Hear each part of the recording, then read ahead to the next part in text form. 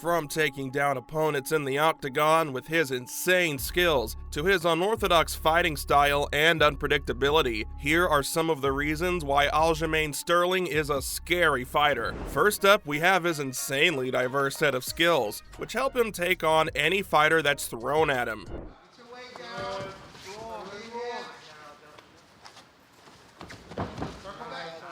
Sterling has a few tricks up his sleeve that allows him to dominate in the octagon. He's not your average Joe and isn't the type to go down easy. This is why, thanks to his wrestling and striking background, he can take on pretty much anyone without breaking much of a sweat.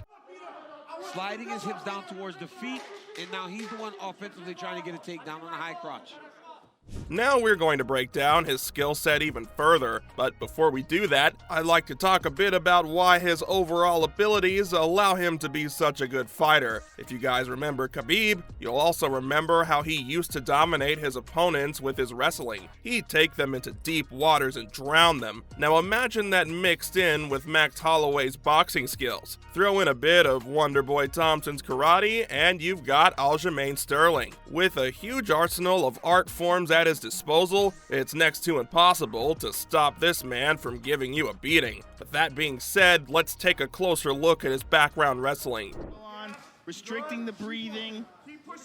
Sandhagen's trying to turn towards the triangle, trying to wind up. I'll tell you one thing, he's no chump when it comes to throwing people around. Unlike most MMA fighters, Sterling didn't adopt wrestling later on in life. He's been a huge part of the wrestling community since he was still in college. And the best part is, he was pretty great at it too. You'd think, like most athletes, Sterling probably has an alma mater to whom he owes his wrestling prowess. But that couldn't be further from the truth. In actuality, the man bounced around from college to college in search of greater competition. He started off his career in wrestling back in 2007 while he was still enrolled at Morrisville State. He spent just 1 year wrestling for Morrisville before transferring to Cortland, which was where he truly felt like he fit in as an amateur wrestler. When it comes to wins and trophies in the sport, Aljamain has no shortage of either. The man was relentless on the mat and could pin anyone you put in front of him. There's a reason why his wrestling game is still so strong today. These days, whenever we see him step into the octagon, he's got a ton of experience from his wrestling days, which helps him out now and then. Every time someone comes in for a takedown, more often than not, Sterling can stuff them with ease. The best part is that it's not the only weapon he has sheltered in his arsenal. Of course, I'm talking about none other than his insane striking game. If you thought Ngannou could hit hard, you haven't heard of Aljamain Sterling. Okay, maybe it's a bit of a stretch to compare these two in terms of power, but there's no doubt in my mind that Sterling is currently one of the most technically skilled fighters out there. He has a sort of sixth sense that allows him to guess when his opponents are going to strike and what kind of strike they'll be using. I guess this type of prowess can only come from experience, something that Aljamain has no shortage of. He's able to dodge, counter, and strike all in the blink of an eye. Yeah.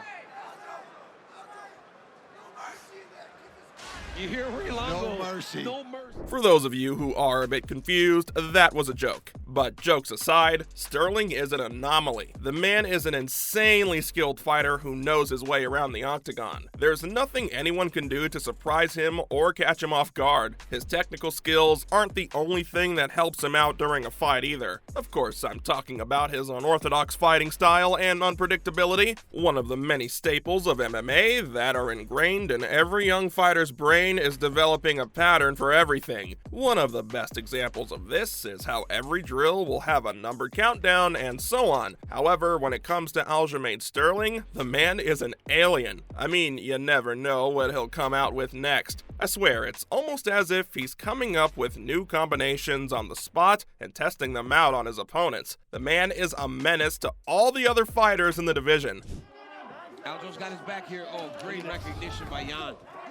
Jan is just an exceptional athlete. A huge part of that is the fact that most fighters come into their fights with a game plan. This means that they've probably spent hundreds of hours studying footage of Aljamain fighting, so when he pulls something out that they've never seen before, it kind of makes them freeze up. This skill that he's managed to hone is something that aids him greatly whenever he signs up for a new fight. Just when you think you know everything about the guy, he comes out with something entirely different, and you're left wondering what what to do. I'm telling you, if he continues to pull off crazy stunts in the octagon, he might just fight his way to setting new records that probably won't be broken for a long time to come. There's just no stopping him when he's in this type of mood. Your coaches could be shouting all the advice in the world from the sidelines, but if he's doing the exact opposite in the ring, there's very little you can do to avoid getting hit. Then there's also another area of his fighting game that is often overlooked, yet is the key to most of his success in the octagon. If you haven't guessed already, I'm talking about his excellent cardio and mental toughness. In most combat sports, gassing out is a real problem that most fighters have to face. You'll be fighting at the peak of your abilities in the first round, but as the fight drags on, you'll slowly begin to tire. Eventually, you'll be eating more punches than you're dishing out. That is, unless you're Aljamain Sterling.